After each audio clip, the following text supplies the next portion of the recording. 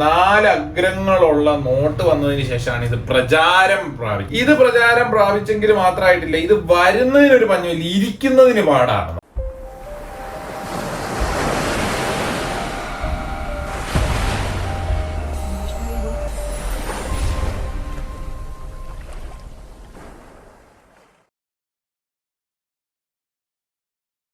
തസ്കരാരാദി വിഘ്നാദി വ്യാധേഷ്ഠാം തനുക്ഷതി മരണം വാരി ശസ്ത്രേണ ചിന്തനീയം ഹി ഷഷ്ടത എന്ന് പറയുന്നുണ്ട്. ഷഷ്ടമേന. തസ്കര എന്ന വാക്കിൽ നിന്നും നമുക്ക് എന്താണ് കേട്ടിട്ടുള്ളത്, അല്ലെങ്കിൽ അതിന്റെ അർത്ഥം ആരെങ്കിലും ഒരാൾ വായിക്കാവോ? ശത്രു, കാര്യതടസ്സം, മനോദുഃഖം, രോഗങ്ങൾ, ദേഹത്തിന് പറ്റുന്ന പരിക്ക്, ശത്രുവിന്റെ ആയുധം കൊണ്ട് മരണം എന്നിവ 6-ാം ഭാവം കൊണ്ട് ചിന്തിക്കണം. ഓൺലൈനിൽ ആരെങ്കിലും ഒരാളും കൂടി വായിച്ചേ. കള്ളന്മാർ, ശത്രുക്കൾ, വിഘ്നങ്ങൾ, കാര്യങ്ങൾക്കുള്ള തടസ്സങ്ങൾ, മനോദുഃഖങ്ങൾ, വ്യാധികൾ, ശരീരത്തിന്മേലുള്ള വ്രണങ്ങൾ, ശത്രുവിന്റെ ആയുധം ഏറ്റിട്ടുണ്ടാകുന്ന മരണം, ഇവയെല്ലാം 6-ാം ഭാവം കൊണ്ട് ചിന്തിക്കേണ്ടതാകുന്നു. ഇതിനകത്ത് അർത്ഥ എന്ന് പറയുന്ന വാക്ക് മുതൽ നമുക്ക് അർത്ഥങ്ങൾ തുടങ്ങുക.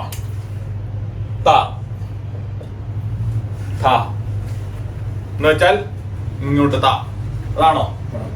അല്ല. എന്ന വാക്കിന്റെ അർത്ഥം കള്ളൻ. രണ്ടാമത് മ്ലേച്ഛൻ.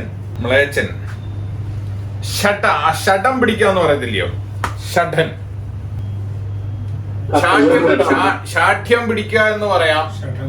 ഷഠൻ. വാല്, മറ്റേ പുറകിലുള്ള വാലില്ലേ? സ്പെഷ്യലി ഇത് കുറുക്കനെ ചിന്തിക്കുന്ന കുറുക്കന്റെ വാലെന്നായിരിക്കും പറയുക ഞാൻ. ഓക്കെ, അടുത്തത് അമൃത്.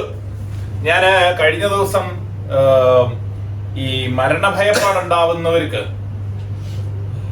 തലച്ചോറിലൊരു അമൃത് എന്ന് പറഞ്ഞൊരു കെമിക്കലിന്റെ കുറവുണ്ടെന്ന് പറഞ്ഞു. ആ അമൃത്. അടുത്തത് യോദ്ധാവ്. ഇതൊക്കെ തായുടെ അർത്ഥമല്ലേ, തസ്കരയുടെ അർത്ഥമല്ലല്ലോ അല്ലെ? ഓ, തായലേക്കുന്നേ ഉള്ളൂ. നമ്മള് തായലെടുത്തതേ ഉള്ളു, ഇനി പോകുന്നത് കിടക്കുകയല്ലേ. എന്തുമാത്രം കിടക്കുന്നത്. നമ്മള് ഏറ്റവും കൂടുതലും സമയമെടുത്ത് കവർ ചെയ്യുന്ന ഏക ടോപ്പിക് ഇതാ. പിന്നെ തസ്കരൻ, കള്ളൻ, മോഷ്ടാവ്, എളുപ്പത്തിൽ നേടുന്നത്, കോപം, ദേഷ്യം എന്ന് പറയുന്നില്ലേ, കോപം. അടുത്തത് തസ്കരാരാതി. അതിനകത്ത് ആ രാതി. ശത്രു, എതിരാളി.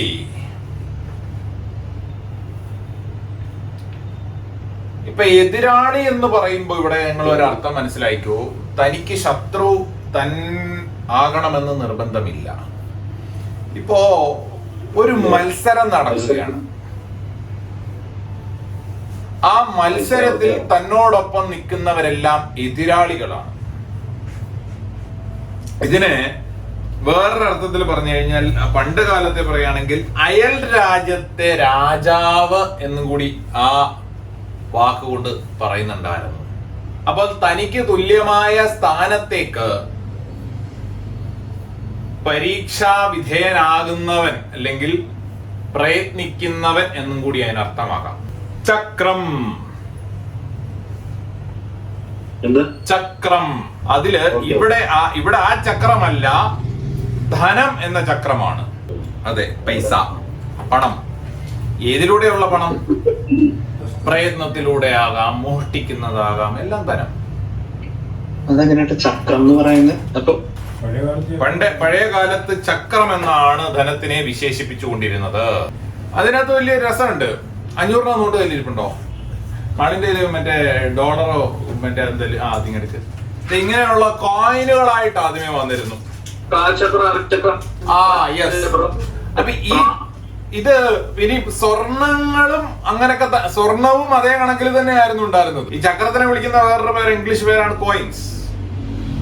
അപ്പോ പണ്ട് കാലത്തെ നിങ്ങൾ ഒന്ന് അന്വേഷിച്ചു നോക്കിക്കഴിഞ്ഞാല് ഈ കോയിൻസ് ആണ് ഏറ്റവും കൂടുതലും അവരുടെ കയ്യിൽ ഉണ്ടായിരുന്നത്. കോയിൻസ് ആയിട്ടിരിക്കുന്ന സമയത്ത് ആരായിരുന്നു സമ്പന്നൻ? അതായത് ആ കോയിൻ വന്ന് കൂടിക്കൊണ്ടിരുന്നവന് ധനം കുമിഞ്ഞു കൂടിക്കൊണ്ടേയിരുന്നു.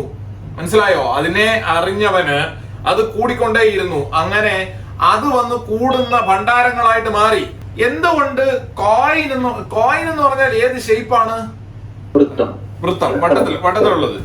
ഈ പ്രകൃതിയിൽ ഏറ്റവും കൂടുതലും ഊർജം സംഭരിച്ചു വെക്കാനുള്ള കഴിവ് ഏത് ഷേപ്പിനാണ്? വൃത്തത്തിനാണ്. ബിന്ദു. ഉറപ്പാണല്ലോ. അതെ അതെ. ഈ റൗണ്ട് ഷേപ്പാണ്. മനുഷ്യന്റെ തല റൗണ്ട് ആണോ? ഈ ലോകത്തിനെ മൊത്തം നിലനിർത്തുന്ന സൂര്യന്റെ ഷേപ്പ് എന്തുവാ? ചതുരമാണോ? ഈ ഭൂഗോളത്തിന്റെ ഷേപ്പ് എന്തുവാ? ചതുരമാണോ? നാണയങ്ങൾ, ചക്രങ്ങൾ ഗോളാകൃതിയിലായിരുന്നു ഉണ്ടായിരുന്നത്. അതായത് ഏറ്റവും കൂടുതലും ഊർജം സംഭരിച്ചു വെക്കാൻ കഴിവുള്ള രൂപത്തിൽ ഈ നാണയങ്ങൾ ഉണ്ടായിരുന്ന സമയത്ത് അത് സമ്പാദിച്ച് വളരുന്നവൻ വളരാൻ തുടങ്ങി. അതിന് അവർക്ക് വന്ന് അടിമപ്പെടാൻ തുടങ്ങി ചക്രങ്ങളും നാണയങ്ങളും. ആ ചക്രങ്ങള് 4 മൂലകളുള്ള നോട്ടായിട്ട് മാറാൻ തുടങ്ങി. പിന്നെ അങ്ങനെ ഈ 4 മൂലകളുള്ള നോട്ടായിട്ട് രൂപാന്തരപ്പെടാൻ തുടങ്ങിയതിന് ശേഷം ഇത് ധാരാളം വ്യക്തികളിലേക്ക് വ്യാപിക്കാൻ തുടങ്ങി. അതെന്തായിരിക്കും? ഇവിടെ നിങ്ങൾക്ക് വാസ്തു എന്ന് പറയുന്ന ഒരു തിയറി പഠിക്കാം. വാസ്തുശാസ്ത്രത്തെ കുറിച്ച് അറിയാവോ? ഓരോ വ്യക്തികൾക്കും ഓരോ നക്ഷത്രങ്ങളുണ്ട്. ആ നക്ഷത്രങ്ങൾക്ക് 4 പാദങ്ങളുണ്ട്. നോട്ടിനും വീടിനും 4 പാദങ്ങൾ ഉണ്ടാകണം. അതിനെ 4 മൂലകൾ. അതായത് ഇപ്പോ നമ്മള് 4 കെട്ടിലേക്ക് പോയാല് ആ വീടിന് 4 മൂലയല്ല വരുന്നത്. ആണോ? ഫ്രണ്ടിലോട്ട് നീട്ടി വരാന്തയൊക്കെ പണിഞ്ഞ് നല്ല അടിപൊളിയായിട്ട് ഒരു ഉമ്മറൊക്കെ സെറ്റാക്കി അടിപൊളിയാക്കി കൊണ്ടുവരും. ആ വീടുകൾക്കൊക്കെ അപ്പൊ ഈ നിയമം ബാധകമല്ലേ എന്നൊരു ചോദ്യം ഉണ്ടാവും. അതായത് അവിടെ ഒരു സെൻസേഷൻ ഉണ്ടാവും. കൂർത്ത അഗ്രങ്ങളിൽ നിന്നും ഊർജപ്രവാഹങ്ങൾ ഉണ്ടാകുമെന്നാണ്. ഈ ഊർജത്തിനെ ഭംഗിയായിട്ട് ഹാൻഡിൽ ചെയ്യുന്നത്, അത് സ്ഥിരമായിട്ട് വീടാകുമ്പോൾ അത് ഫിക്സഡ് ആയിരിക്കും. അപ്പൊ ആ വീടിനെ നമ്മൾ പണം ഉണ്ടാക്കുന്ന ഊർജപ്രവാഹ രീതിയിൽ നിർമ്മിച്ചാൽ, ഈ ചക്രം എന്ന് പറയുന്ന സാധനം അധ്വാനത്തിലൂടെ ഉണ്ടായതാണ്. അതിങ്ങനെ വട്ടത്തിൽ ഇരുന്നത് കൊണ്ട്, ആ ഗോളത്തിൽ ഇരുന്നുകൊണ്ട് അവരുടെ കുമിഞ്ഞു കൂടാൻ തുടങ്ങി. അപ്പൊ ഇനി നിങ്ങൾ സീക്രട്ടായിട്ട് ഉപയോഗിച്ചു. 2ാം ഭാവത്തിന്റെ സൂക്ഷ്മസ്ഥാനമാണ് നമ്മൾ പഠിക്കുന്ന 6ാം ഭാവം. നമ്മൾ എവിടെയാ പരിഹാരം ചെയ്യേണ്ടത്? പരിഹാരം ചെയ്യാം. അപ്പൊ പണം സൂക്ഷിക്കുന്നത് 7 നാള് സൂര്യസ്ഫുടം ചെയ്ത് ശുദ്ധമാക്കിയ ഒരു ശനി എന്ന് പറയുന്ന ഗ്രഹം കുഴപ്പമായിട്ടുള്ളവരൊക്കെ ചില്ലറ പൈസ എങ്ങനെ നടക്കണം? നിങ്ങളുടെ പ്രയത്നത്തിൽ നിന്നും കിട്ടുന്ന പണം. ചേട്ടാ, അതുകൊണ്ടായിരുന്നില്ലേ നമ്മൾ ആ കോയിൻസ് തന്നെ അതിനു വേണ്ടി എടുക്കുന്ന ആ പൂജക്ക്? കോയിൻസ് അത് തന്നെ ശ്രീനാഥിനെ പൂജ അറിയാം അല്ലെ? ഇപ്പൊ മനസ്സിലായോ? ഓ, അതിന്റെ ക്ലിക്ക് ആയപ്പോഴാ. അടുത്തത് വിഘ്നാദി വ്യാധേഷ്ട.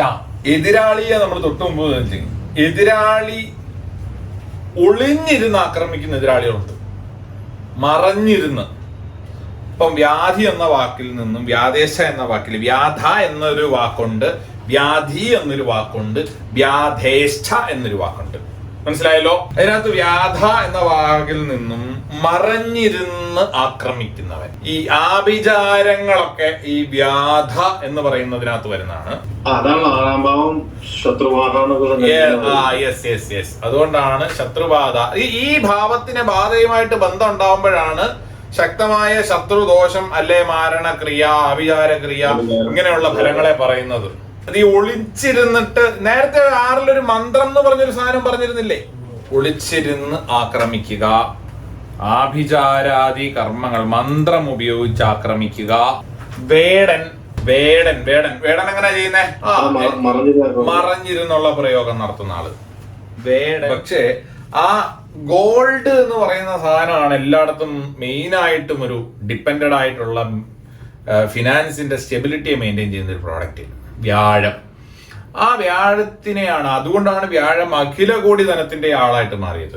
4 അഗ്രങ്ങളുള്ള നോട്ട് വന്നതിന് ശേഷമാണ് ഇത് പ്രചാരം പ്രാപിച്ചത്. ഇത് പ്രചാരം പ്രാപിച്ചെങ്കിൽ മാത്രമായിട്ടില്ല, ഇത് വരുന്നതിനൊരു പഞ്ഞമില്ല, ഇരിക്കുന്നതിന് പാടാണെന്നാ പറഞ്ഞത്. അപ്പോ വരുത്താൻ ആദ്യമേ പണി ഉണ്ടാക്കിയതിന് ശേഷമല്ലേ ഇരുത്താൻ നോക്കട്ടത്. വരുത്താനുള്ള പണിയാണ് 4 അഗ്രങ്ങൾ. അപ്പൊ അത് വരുത്താം. ഇരുത്തുന്നതോ ഇരുന്നാ മാത്രം മതിയോ? പെരുകണം. എന്താ പെരുകണം. നമ്മൾ 2024 ഒരു ബാച്ചിന്റെ ക്ലാസ് കൂടെ സ്റ്റാർട്ട് ചെയ്യാൻ പോവാണ്. നിങ്ങൾക്ക് എന്റെ ക്ലാസ് കൊള്ളാമെന്ന് തോന്നിയാൽ 10 പേരോട് പറയുന്നതിന് അത് വിരോധമൊന്നും ഇല്ലല്ലോ.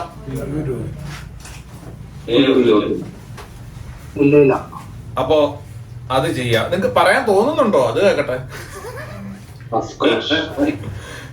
എല്ലാവരും. തീർച്ചയായിട്ടും ഉറപ്പായിട്ടും അപ്പൊ പറയാം.